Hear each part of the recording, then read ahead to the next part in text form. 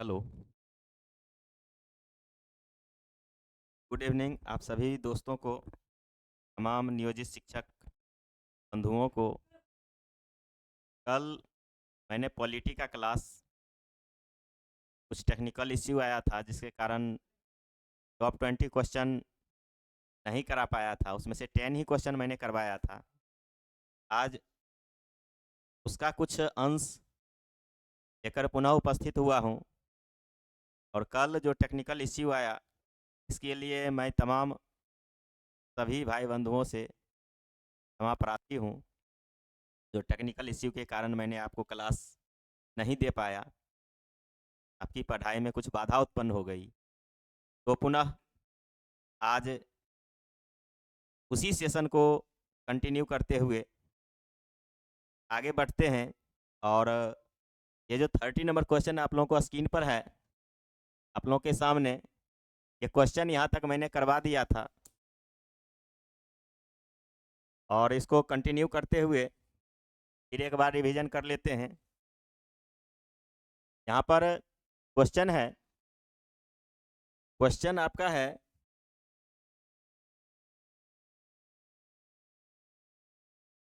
30 number question है, निम्नलिखित में से कौन सा अनुच्छेद संसद को राज्य सूची के विषय पर कानून बनाने का अधिकार देता है। कल मैंने बताया था कि ये 30 जो लिखा हुआ है ये नहीं होगा, ये टाइपिंग मिसप्रिंट है। तो कौन सा अनुच्छेद संसद को राज्य सूची के विषय पर कानून बनाने का अधिकार देता है? तो मैंने कल ही बता दिया था, आपका जो अनुच्छेद 249 जो है, अनुच्छेद 249 संसद को राज्य सूची के किसी विषय पर कानून बनाने का अधिकार देता है। चलते हैं क्वेश्चन नंबर 31। क्वेश्चन नंबर 31 है,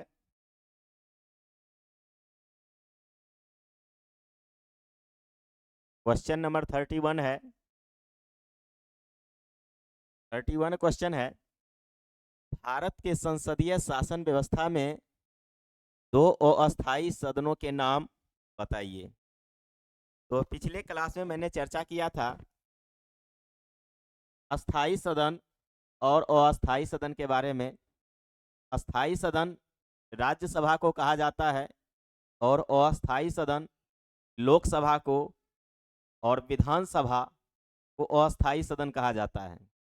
यहाँ पर आपका ऑप्शन देखते हैं, फर्स्ट ऑप्शन जो दिया गया है, राज्यसभा और राज्यों की विधानसभाएं। तो जब ही आपके ऑप्शन में मैंने बता दिया था कि राज्यसभा जो है अस्थाई सदन है, और यहाँ पर क्वेश्चन कहा जा रहा है भारत के संसदीय शासन व्यवस्था में अस्थाई सदन के नाम बताइए, तो राज्यसभा आपका अस्थाई सदन है, इसलिए फर्स्ट ऑप्शन आपका नहीं होगा आंसर। चलते हैं सेकेंड ऑप्शन में, लोकसभा और राज्यों की विधान परिषद। तो फिर लोकसभा जो है ये तो अस्थाई सदन है, लोकसभा अस्थाई सदन है। लोकसभा जो है वो आपका अस्थाई सदन है। और दूसरा सेकेंड में कहा जा रहा है यहाँ राज्यों की राज्यों की विधान परिषद। लोकसभा तो आपका अस्थाई सदन है और आगे कहता है राज्यों की विधान परिषद। तो राज्यों की विधान परिषद जो है यह भी अस्थाई सदन है, तो ये तो आपका होगा ही नहीं, तो ये भी आपका ऑप्शन कट जाता है। तीसरा ऑप्शन है राज्यसभा और राज्यों की विधान परिषद। राज्यसभा, तो यहाँ पर राज्यसभा आपका अस्थाई सदन है, इसके नाते ये भी ऑप्शन नहीं होगा, ये भी खत्म हो गया। अब बचता है ऑप्शन नंबर 4, लोकसभा और राज्यों की विधान सभाएं।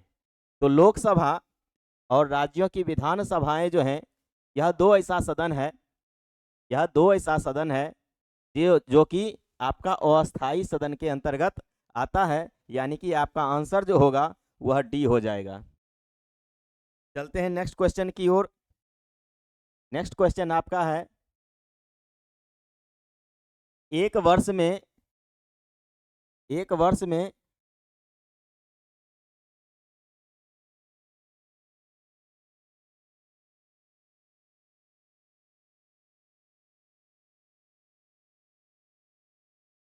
एक वर्ष में संसद की कम से कम कितनी बैठकें आवश्यक है?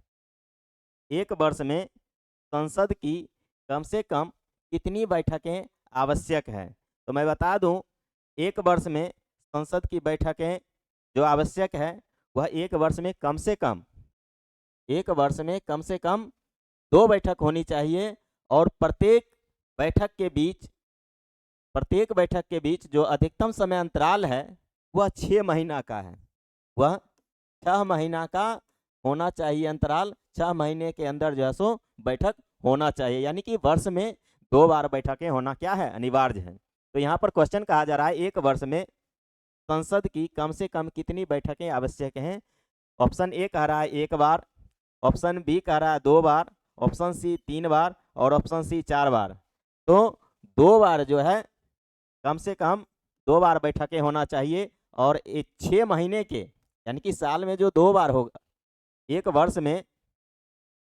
वर्ष में कुल बैठकों की संख्या 2 होना चाहिए, और प्रत्येक बैठक के बीच अंतराल 6 महीना का होना चाहिए। 6 महीना से अधिक, यानी कि 6 महीना के अंदर ही 2 बैठकें जो है सो हो जानी चाहिए। प्रथम बैठक और दूसरे बैठक के बीच 6 महीना से अधिक अंतर नहीं होना चाहिए। 6 महीना के अंदर ही वो बैठक पूर्ण करा लिया जाना चाहिए। तो आपका जो आंसर होगा यह बी आंसर हो जाएगा। चलते हैं नेक्स्ट क्वेश्चन की ओर। नेक्स्ट क्वेश्चन आपका है, भारत में किसकी स्वीकृति के बिना कोई भी सरकारी व्यय नहीं किया जा सकता है? यानी कि किसकी अनुमति के बिना, क्वेश्चन कह रहा है भारत में किसकी अनुमति के बिना कोई भी, मतलब जो निधि है उसमें से धन जो है उसका व्यय नहीं किया जा सकता है, उसकी अनुमति लेकर ही खर्च किया जा सकता है। तो फर्स्ट ऑप्शन आपका है सांसद, सेकेंड ऑप्शन है प्रधानमंत्री, थर्ड ऑप्शन है राष्ट्रपति, और फोर्थ ऑप्शन है उच्चतम न्यायालय। तो मैं बता दूं कि भारत में जो स्वीकृति लिया जाता है, कोई भी सरकारी व्यय करना है तो उसके लिए भारत में किसकी स्वीकृति के बिना कोई भी सरकारी व्यय नहीं किया जा सकता है? तो संसद की स्वीकृति के बिना कोई भी सरकारी व्यय नहीं किया जाता है, यानी कि ये आंसर जो होगा, आंसर ए हो जाएगा आपका आंसर, संसद। चलते हैं नेक्स्ट क्वेश्चन की ओर। Question number 34। क्वेश्चन नंबर आपका 34 कहता है, करों और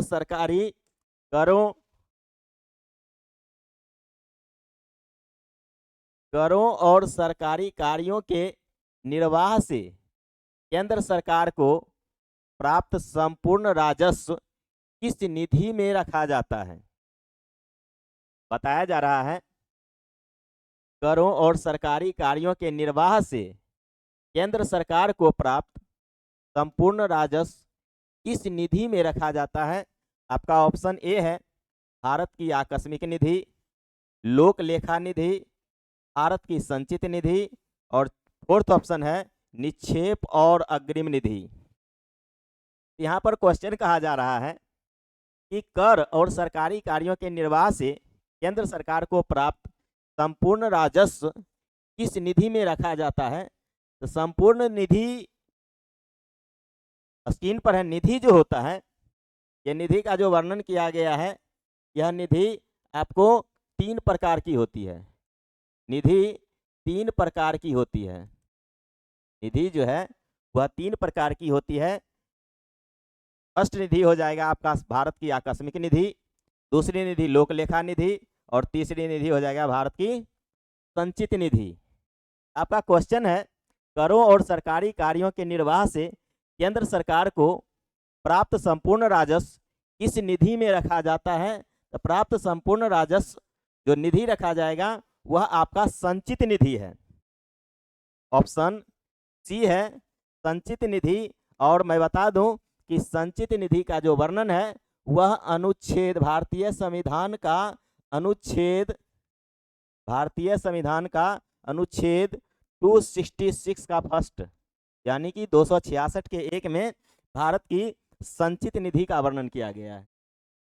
भारतीय संविधान के अनुच्छेद 266 के 1 के अंतर्गत भारत की संचित निधि का वर्णन है। भारत की संचित निधि का वर्णन अनुच्छेद 266 266 का फर्स्ट जो है उसमें आपका जो वर्णन किया गया है भारत की संचित निधि का वर्णन किया गया है।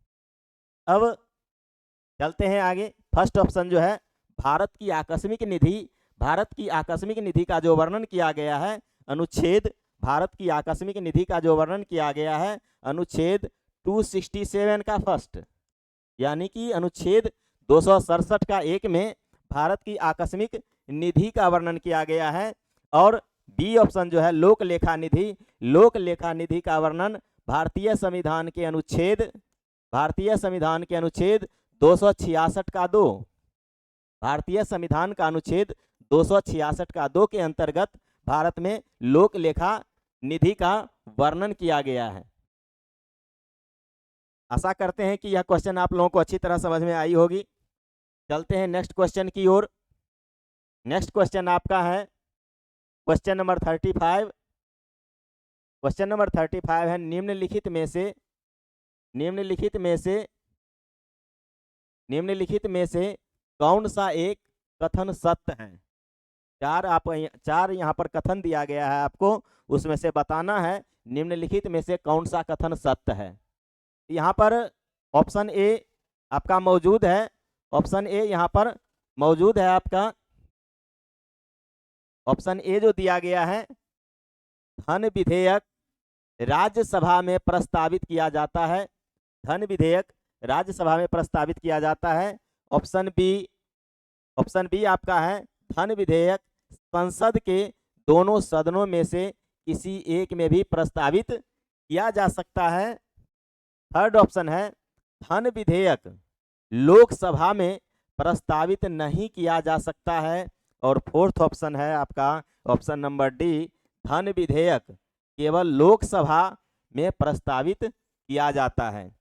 तो धन विधेयक जो प्रस्तावित किया जाता है वह सिर्फ आपको ये डी ऑप्शन जो है धन विधेयक केवल लोकसभा में प्रस्तावित किया जाता है, यानी कि आपका आंसर जो हो जाएगा डी हो जाएगा। क्वेश्चन कह रहा है निम्नलिखित में से कौन सा एक कथन सत्य है, तो क्वेश्चन ऑप्शन नंबर डी धन विधेयक केवल लोकसभा में प्रस्तावित किया जाता है, ये आपका आंसर हो जाएगा।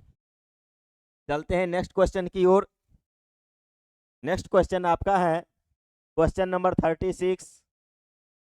क्वेश्चन नंबर 36 है निम्नलिखित में से कौन सा एक व्यय भारत की संचित निधि पर भारित नहीं होता है। निम्नलिखित में से कौन सा एक व्यय भारत की संचित निधि पर भारित नहीं होता है। ऑप्शन ए कह रहा भारत के मुख्य न्यायाधीश के वेतन और भत्ते। ऑप्शन बी भारत के नियंत्रक एवं महालेखा परीक्षक के वेतन और भत्ते। ऑप्शन सी भारत के प्रधानमंत्री के वेतन और भत्ते। और ऑप्शन डी संघ लोक सेवा आयोग के अध्यक्ष के वेतन और भत्ते।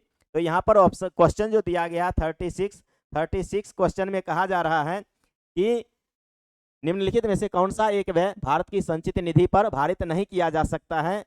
तो भारत के प्रधानमंत्री के वेतन और भत्ते भारत की संचित निधि पर भारित नहीं किया जा सकता है, यानी कि भारत के प्रधानमंत्री को जो वेतन मिलेगा वह आपको संचित निधि से नहीं निकाला जाएगा। भारत के जो प्रधानमंत्री का जो वेतन और भत्ता है उसका जो भुगतान किया जाएगा वह संचित निधि से उसका भुगतान नहीं किया जाएगा। कहने का मतलब यही है, यानी कि आपका आंसर जो होगा वो सी हो जाएगा, भारत के प्रधानमंत्री के वेतन और भत्ते। चलते हैं नेक्स्ट क्वेश्चन की ओर। नेक्स्ट क्वेश्चन आपका है 37 नंबर क्वेश्चन कह रहा है कि संसद अंतर्राष्ट्रीय संधियों को भारत के किसी भाग या संपूर्ण भारत में लागू करने के लिए कोई भी कानून बना सकती है। क्वेश्चन है संसद अंतर्राष्ट्रीय संधियों को भारत के किसी भाग या संपूर्ण भारत में लागू करने के लिए कोई भी कानून बना सकती है। आपका जो ऑप्शन है सभी राज्यों की सहमति से, बहुसंख्य राज्यों की सहमति से, ऑप्शन सी कहता है संबंधित राज्यों की सहमति से, ऑप्शन डी कहता है बिना किसी राज्य की सहमति से। तो संसद जो है वह अंतर्राष्ट्रीय संधियों के मामले में पूछा जा रहा है कि संसद के द्वारा अंतर्राष्ट्रीय संधि जो किया जाएगा उसके मामले में, अंतर्राष्ट्रीय संधि के मामले में भारत के किसी भाग या संपूर्ण भारत में लागू करने के लिए कोई यदि कानून बनाती है, उस कानून बनाने में कोई यदि कानून बनाती है तो उसमें किसकी सहमति की आवश्यकता पड़ती है, किसकी सहमति लेना पड़ेगा। तो वह जो है आपका ऑप्शन डी जो है बिना किसी राज्य की सहमति से वह कानून बना सकती है, अर्थात किसी राज्य की सहमति की आवश्यकता उसको नहीं है। अंतर्राष्ट्रीय संधियों पर वो खुद संसद के द्वारा खुद जैसो कानून बनाया जाता है, उस पर राज्य का कोई हस्तक्षेप नहीं होता, राज्य से कोई सहमति नहीं ली जाती। चलते हैं नेक्स्ट क्वेश्चन नंबर 38 की तरफ। क्वेश्चन नंबर 38 है, क्वेश्चन नंबर 38 है, कहता है संसदीय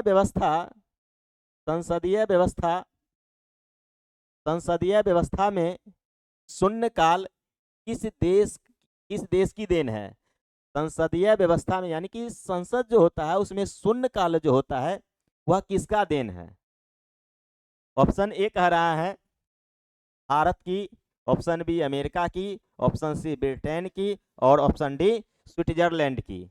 तो मैं बता दूं कि प्रश्नकाल जो होता है, प्रश्नकाल के ठीक बाद का समय, प्रश्नकाल के ठीक बाद का जो समय होता है, प्रश्नकाल के ठीक बाद का समय, प्रश्नकाल के ठीक बाद का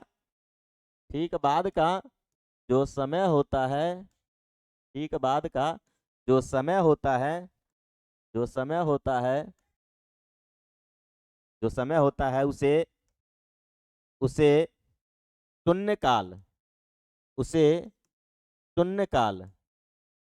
उसे शून्यकाल या जीरो आवर कहा जाता है, जीरो आवर कहा जाता है। अब बात रह गई है प्रश्नकाल जो होता है वह 12 बजे से पहले का होता है, इसके बाद का समय 0 से स्टार्ट होता है, इसलिए यहाँ पर इसको क्या नाम दिया गया है, शून्यकाल या जीरो आवर नाम दिया गया है।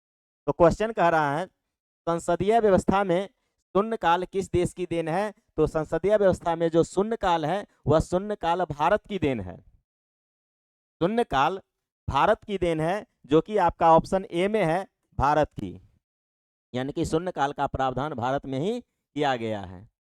चलते हैं नेक्स्ट क्वेश्चन की ओर। आपका नेक्स्ट क्वेश्चन है क्वेश्चन नंबर 39। क्वेश्चन नंबर 39 कहता है लोकसभा का पहला आम चुनाव कब हुआ था। लोकसभा का पहला आम चुनाव कब हुआ था। तो मैं बता दूं कि लोकसभा का प्रथम आम चुनाव जो हुआ था, लोकसभा का प्रथम आम चुनाव, लोकसभा का प्रथम आम चुनाव जो हुआ था वह 25 अक्टूबर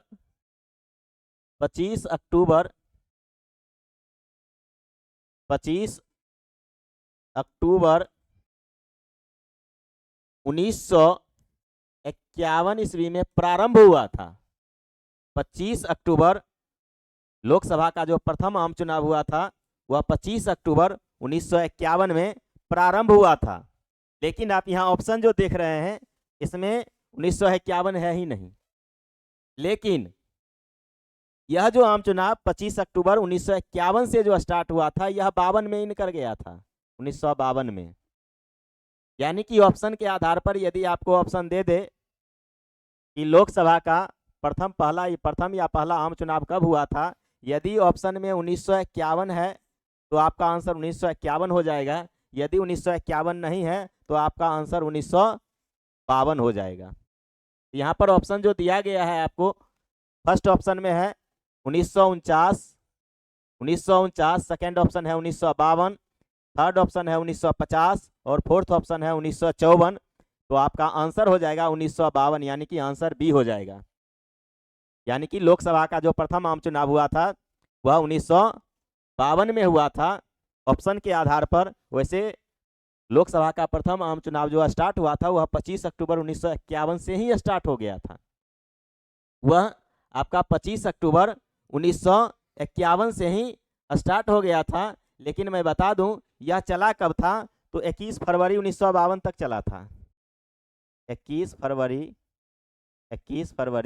1952 तक चला था। इसलिए यदि 51 ऑप्शन है तो आप 51 आंसर कर सकते हैं, यदि 51 नहीं है तो 52 आंसर कर सकते हैं। तो जैसे यहाँ पर 1951 नहीं दिया गया है, 1952 दिया गया है, तो आपका आंसर क्या हो जाएगा 1952, यानी कि आंसर बी हो जाएगा आपका।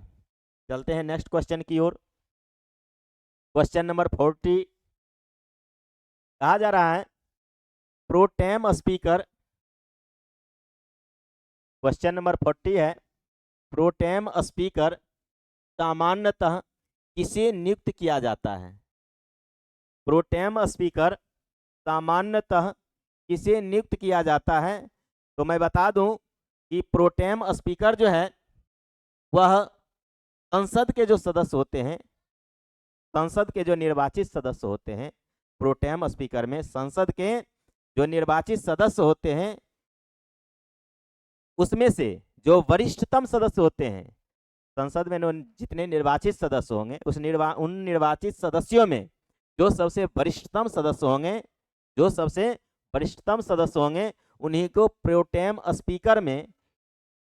स्पीकर के रूप में चुना जाता है। तो आपका यहाँ पर ऑप्शन जो दिया गया है, फर्स्ट ऑप्शन है पिछली लोकसभा के अध्यक्ष को, सेकेंड ऑप्शन है पिछली लोकसभा के उपाध्यक्ष को, थर्ड ऑप्शन है नवनिर्वाचित लोकसभा के वरिष्ठतम सदस्यों में से किसी एक को, और फोर्थ ऑप्शन है आपका पिछली लोकसभा के विपक्ष के नेता को। तो मैंने बता दिया है कि प्रोटेम स्पीकर के रूप में सामान्यतः जो नियुक्त किया जाता है वह नवनिर्वाचित लोकसभा के जो वरिष्ठतम सदस्य होते हैं उनको प्रोटेम स्पीकर के रूप में नियुक्त किया जाता है। तो कल का जो शेष 10 क्वेश्चन बच गया था, यानी कि कल मैंने 21 से 30 तक करवाया था और आज उसका शेष 31 से 40 तक मैंने पूरा करवाया। आज का सेशन यहीं तक। आप सभी लोगों को गुड बाय। मैं आशा करता हूं कि यह सेशन आप लोगों को अच्छा लगा होगा। यदि आप लोगों को यह सेशन अच्छा लगा होगा तो दोस्तों के बीच शेयर करें, लाइक करें, सब्सक्राइब करें। जितना अधिक से अधिक हो सके उतना शेयर करें, जिससे कि मैं Pradeep Kumar online mission academy के माध्यम से आप लोगों को अधिक से अधिक दे पा रहा हूं या फिर देने में सक्षम होंगे। तो इसके लिए आप जितना अधिक से अधिक शेयर करेंगे वो मेरे लिए एक ताकत के रूप में, एक एनर्जी के रूप में, नई एनर्जी के रूप में होगा। और आप लोगों का ये पठन पाठन का जो कार्यक्रम है वह लगातार जारी रहेगा। आप लोगों को भी पढ़ने में अधिक मन लगेगा और मुझे भी अधिक मन लगेगा। तो आज का सेशन यहीं तक रहने देते हैं। थैंक यू, धन्यवाद।